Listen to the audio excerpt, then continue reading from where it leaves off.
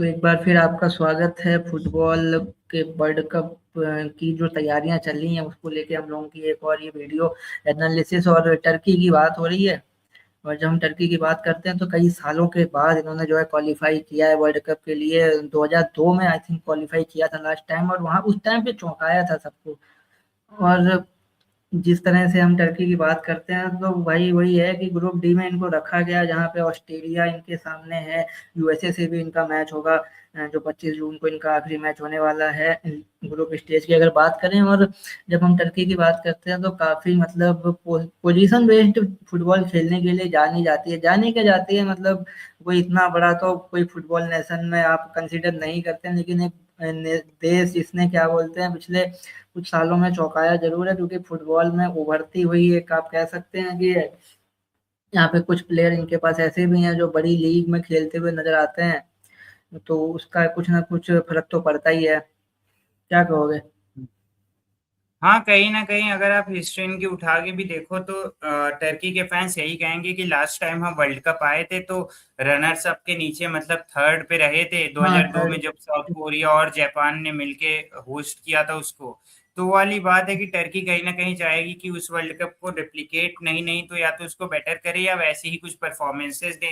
अगर आप group stage भी देखो तो आपका अगर यूएस से हटा दो तो पैराग्वे और ऑस्ट्रेलिया के खिलाफ मैच है।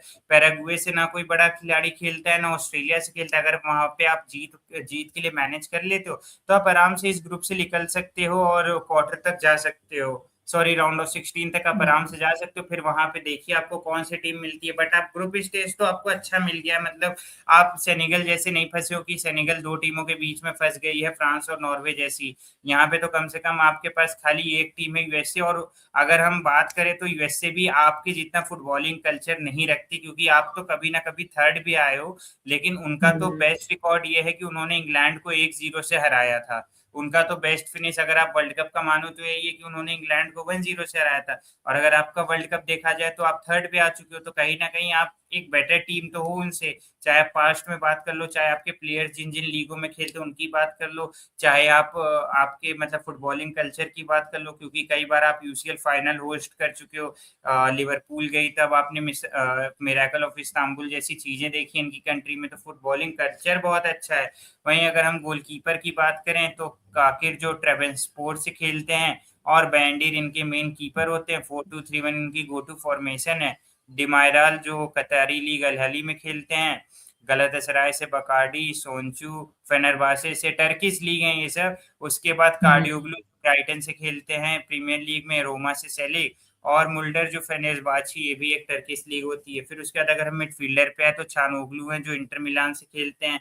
कोकू हैं जो बेनिफिका से, बोरुसिया डॉर्टमुंड से, सराब की टीम उज़्कान, यूसेक आर्यन और यजीसी लील गलतसराय और फेनरबाचे से।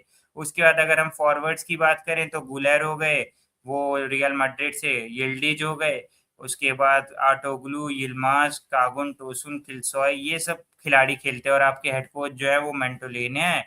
स्ट्रॉन्ग मिडफील्ड है आपकी, आर्डा गुलर, यिल्डिज जैसे स्टार प्लेयर्स हैं। ट्रांजिशन अच्छा है। और एक चीज जो अभी हम आगे बात करेंगे कि इस कोच ने ना हर मतलब इसने 5-6 फ्रेंडली खेले होंगे तो इसने 5-6 फॉर्मेशन किया होगा। मैंने इसके फॉर्मेशन देखे मेरा दिमाग खराब हो गया।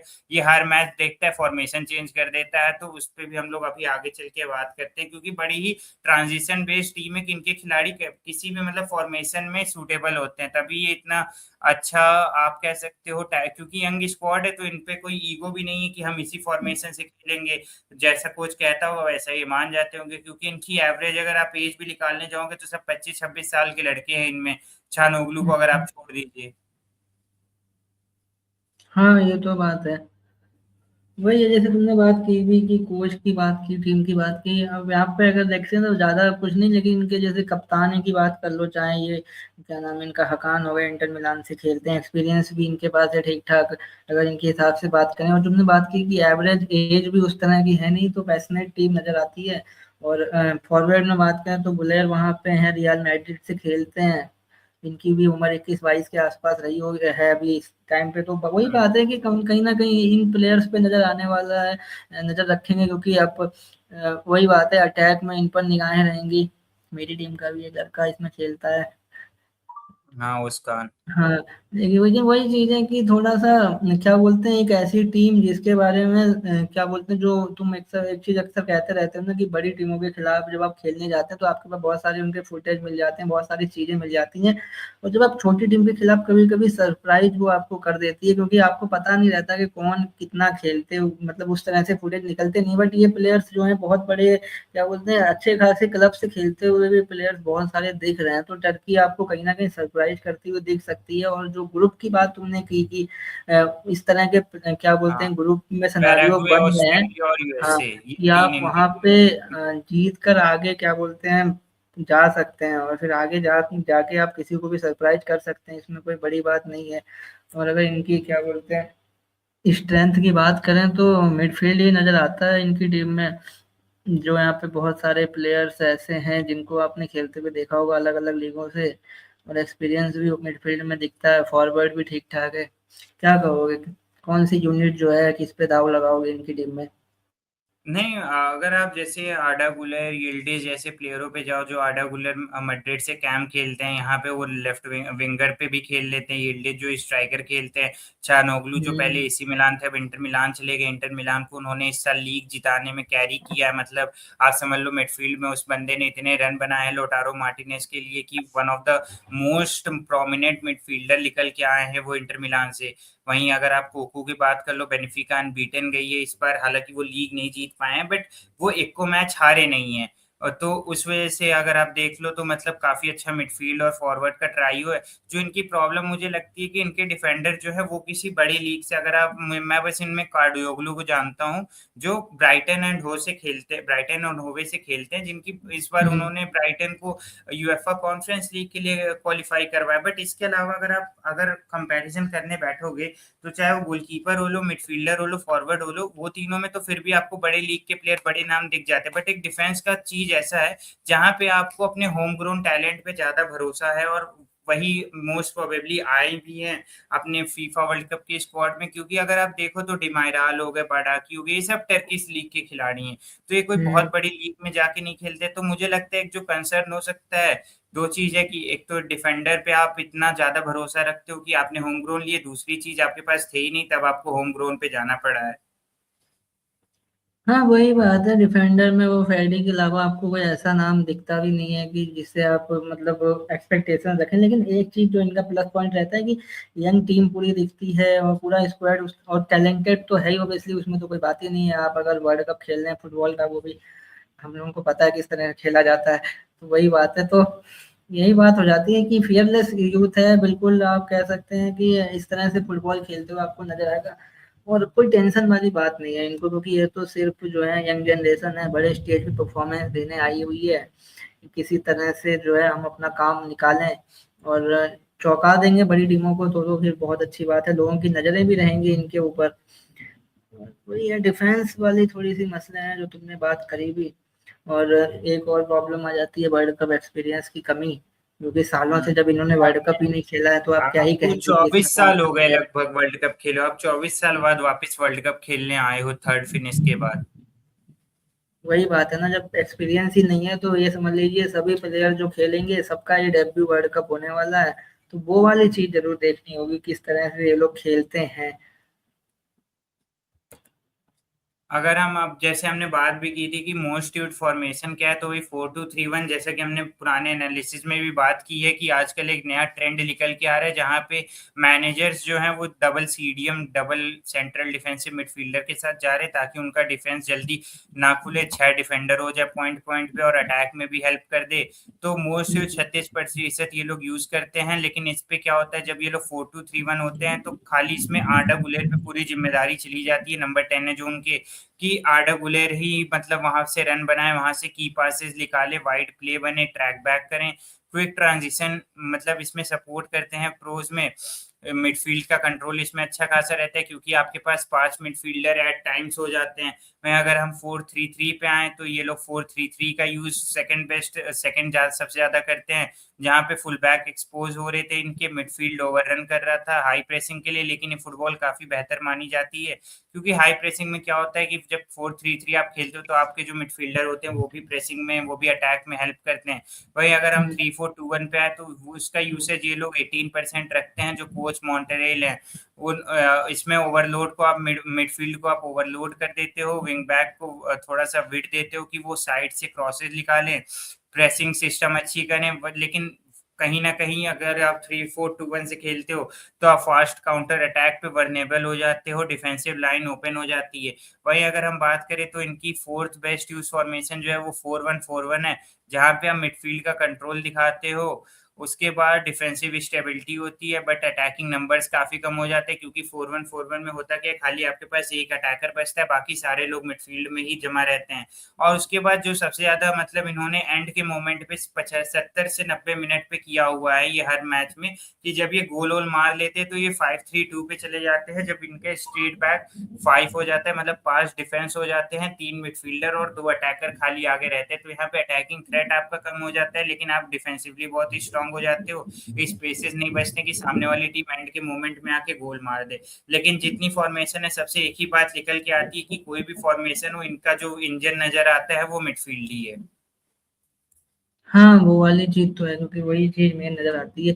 और थोड़ा-सा अगर वैसे मैं एक चीज़ देख रहा था, केरेम करके इनके वहाँ कोई प्लेयर हैं, विंगर हैं कोई, तो उन्होंने क्या बोलते हैं, जो क्वालीफायर में एक बड़ा ही क्रूशियल मैच था, वहाँ पे एक क्रूशियल गोल दागा था, जिसके चलते जो है टर्की हम्म। यहाँ पे पहुंची हुई है। तो हम कह सकते हैं कि इम्पैक्टफुल प्लेयर जो इम्पैक्ट उस टाइम पे डालते हैं जब आपको ज़रूरत होती है इस तरह के मैचेस में, कि बिल्कुल एकदम टफ सिचुएशन चल रही है, आपको यहाँ पे गोल मारना है, और ऐसे टाइम पे अगर किसी प्लेयर से गोल आ जाता है ना, तो कहीं ना कहीं उनका भी कॉन्फिडेंस बड़ा बड़ा होगा और वो भी आएंगे। और ज़्यादा वैसे वही है कि ज़्यादा कुछ है नहीं, अगर सीरियसली बताऊँ इस टीम के लिए बात करें, 2-4 प्लेयर हम लोग उन्हीं के इर्द गिर्द बातें कर सकते हैं। हाँ, अगर हम टर्की अब जैसे पॉजिटिव पे आ जाएं तो यंग टैलेंट बहुत है, ट्रांजिशन बहुत अच्छा है, टेक्निकल मिडफील्ड, चाहे आप पासिंग ले लीजिए, बॉल प्रोसेशन ले लीजिए, कंट्रोल ले लीजिए टाइट स्पेसेस में, वो भी एक काफी अच्छा टेक्निकल मिडफील्ड दिखाते हैं। हाई एनर्जी है क्योंकि यंग प्लेयर है, तो मेंटालिटी काफी अच्छी है, किसी बात का दबाव नहीं है। और वाइड वाइड प्लेयर्स, मतलब क्रिएटिव वाइड प्लेयर, जैसे इल्डिस की हम बात कर लें, गुलेर की बात कर ले, ये सब रन बनाना जानते हैं साइड लाइन से। लेकिन वहीं अगर हम नेगेटिव पे आ जाएं तो यंग प्लेयर पे बहुत ज्यादा रिलायंस है। अब यंग प्लेयर इनके प्रेशर में कैसा परफॉर्म करेंगे, वो चीज देखने वाला रहेगा। डिफेंसिव इनकंसिस्टेंसी, जैसे हमने बात भी की कि मिडफील्डर अटैकर तो आपके पास अच्छी अच्छी टीमों से हैं, लेकिन जो आपके पास डिफेंस है वो खाली आपका टर्किश लीग से उठाया हुआ डिफेंस है, तो वो वर्ल्ड कप जैसे टूर्नामेंट में कितना अच्छा करेगा तो देखने वाली बात रहेगी। यहाँ पे अगर यिल्डिज को कुछ हो जाता है, केनाल यिल्डिज, क्योंकि वो यूवेंटिस में एज ए लेफ्ट विंगर खेलते हैं, बट टर्की में उन्हें कोई टर्की में मतलब स्टार्टर स्ट्राइकर नहीं है, तो उनको टर्की के लिए स्ट्राइकर खेलना पड़ जाता है, बट नेचुरली वो विंगर हैं। तो यहाँ पे एक वर्ल्ड क्लास स्ट्राइकर, जैसे आप कह सकते हो हालैंड जैसे, इनके पास स्ट्राइकर नहीं है जो कि क्लिनिकल फिनिशिंग जानते हो, इनको विंगर्स को स्ट्राइकर खेलना पड़ता है। यील्डिज की तो वही बात होती है कि खेल सकते हैं और खेलते हैं में बहुत फर्क पड़ जाता है वर्ल्ड कप जैसे हाँ, वो तो टूर्नामेंट में। बात है। और डिफेंसिव ट्रांजिशन है कि कई सारे प्लेयर जब फॉरवर्ड प्रेस करते हैं तो इनकी फुल बैक्स जो हो गए वो एक्सपोज होने लगते हैं। वीकनेस वही डिफेंस वीकनेस मुझे लगती है इनकंसिस्टेंट फिनिशिंग है, और कोई प्रॉपर स्ट्राइकर नहीं है इनके पास। स्ट्रेंथ की बात करें तो गोल्डन जनरेशन है, यंग है, स्ट्रॉन्ग मिडल ऑर्डर है, सॉरी मिडफील्डर है, और फियरलेस मेंटालिटी है, और काउंटर अटैक भी ये टीम बहुत अच्छी है क्योंकि मिडफील्ड अच्छा है, तो मिडफील्ड जैसे डिफेंस में बॉल मिलती है तुरंत अटैक के लिए प्रेस करना चालू कर देती है। तो वही अपने दिन पे किसी को भी मतलब बीट कर सकते हैं, बट अगर आपको वर्ल्ड कप जीतना है तो आपको एक दो मैचेस नहीं, मतलब लगातार आपको टूर्नामेंट में अच्छा करना पड़ेगा। हाँ, उसके लिए डिफेंस भी अच्छा होना जरूरी है, एक आध प्लेयर जरूर है उसमें, जैसे बड़े क्लब से जो खेलने वाले हैं गलत वगैरह से। अब इसमें तो वही चीज समझ में आती है भाई कि जो प्लेयर्स बड़े बड़े क्लब से खेलते हैं और बड़े स्टेज पे खेले हुए हैं, उनको अपना एक्सपीरियंस दिखाना होगा थोड़ा सा। और एक चीज जो सबसे प्लस पॉइंट रहता है अगर मेरी नज़र में है टर्की के लिए, वो ये है कि इनके ऊपर किसी तरह का दबाव नहीं है कि आपको परफॉर्मेंस देनी है। आप सालों बाद क्वालिफाई करके आए हैं, आपको खेलनी है। और सारा जब यंग पूरा भरा होता है आपके अंदर, तो थोड़ा सा जरूर चीजें चलाने में दिक्कत हो सकती है कोच को, बट जैसे तुमने बताया भी कोच के अंदर वो दम है, खम है, वो चीजें हैं इनके अंदर एबिलिटी की, ये उस तरह से चला लेते हैं। और साथ में कुछ प्लेयर्स इनके पास ऐसे हैं जो बड़ी लीग्स में खेलकर एक्सपीरियंस गेन कर चुके हैं, तो ये उनकी पर रहेंगी निगाहें कि किस तरह से खेलते हैं। और डिफेंस के बिना थोड़ा-सा मुश्किल लगता है, ये बात तो है।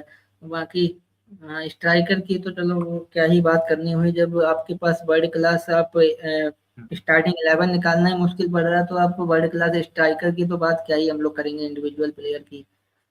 नहीं, कहीं ना कहीं अगर हम कोच पे आए भी ना, तो ये जो कोच है मतलब यहाँ कहीं से उठाए गए कोच नहीं है। इन्होंने सेविला, फ्लोरेंटीना, एसी मिलान जैसी टीमों को भी कोच किया हुँ, हुआ है, तो कहीं ना कहीं कोचिंग का एक्सपीरियंस बहुत प्यारा है इनका।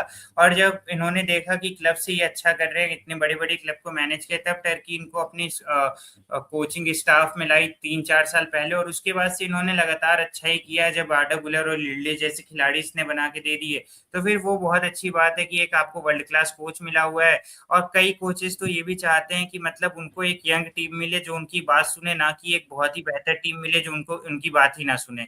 तो वो चीज इस कोच के साथ काफी अच्छी हो गई है कि मतलब यंग टीम है, तो उनको कोई आके मुंह पे बोल नहीं सकता कि हम ये नहीं करेंगे वो नहीं करेंगे। तो वो चीज एक बड़ी बेनिफिट में जाती है टर्की की, कि इनके पास यंग प्लेयर काफी अच्छे हैं, और एक कोच एक्सपीरियंस्ड है। कोच ऐसा नहीं कि कोच भी यंग है प्लेयर भी यंग है तब नहीं टूर्नामेंट आप जीत सकते हो, लेकिन अगर कोच आपका समझ लीजिए इतना ज्यादा ओवर रिलायबल होता है, जब एसी मिलान, फ्लोरेंटीना, सेविया जैसी टीमों के साथ अच्छा करके आया है, तो फिर कहीं ना कहीं आप भरोसा दिखाते हो।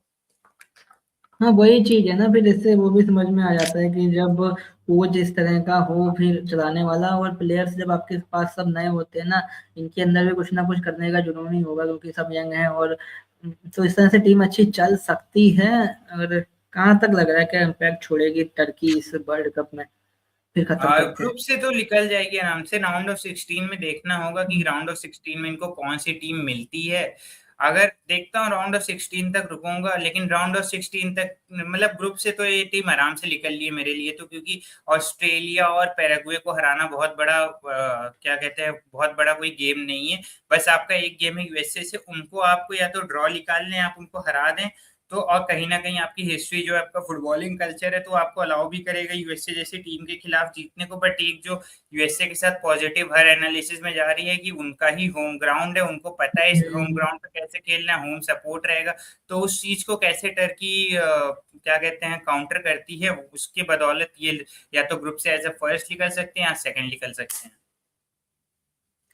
हाँ, वो तो चीज़ है, ग्रुप से तो मतलब आप कह सकते हैं कि निकल सकते हैं, और यूएसए वाला थोड़ा-सा जो तुमने कहा होम ग्राउंड एडवांटेज है, वो मैच एक देखना होगा क्या रहता है।